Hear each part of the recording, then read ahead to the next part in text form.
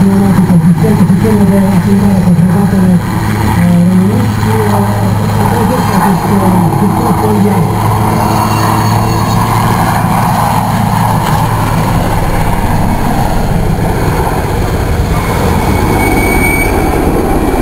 Tema este folosită în continuare și lansarea schema de proiect. În prima intervenție în defect, operațiunea futura defectului 1991 a ținut baza transportului util și urmată apoi adoptarea de preținut.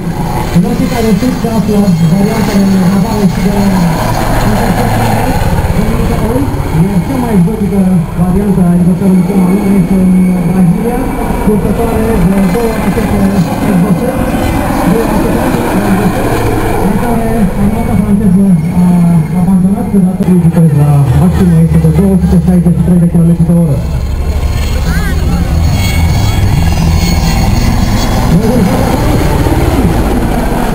Echipajul a trecut foarte aproape de dumneavoastră. Pentru a savura din plin cele două motoare turbomeca, dar și tirul de aer creat de perna de aer a acestui motor cu patru pale. Dezvoltarea europeană de când aerospațială a funcționat pe Eurocopter este Cougarul.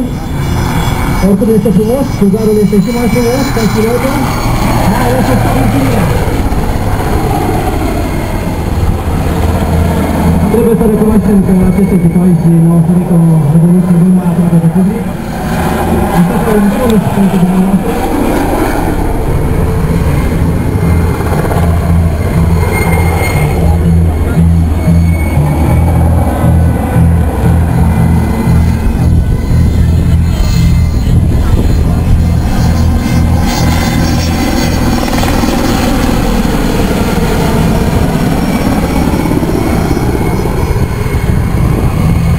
Senzația unui 90 de grade perfect.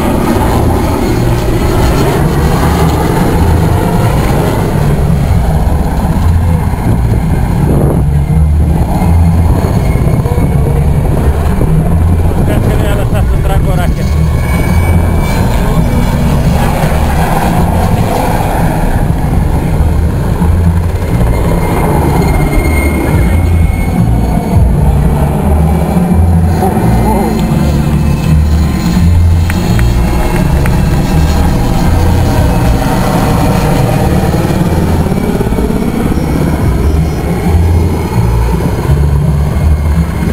Acrobație cu jetul militară.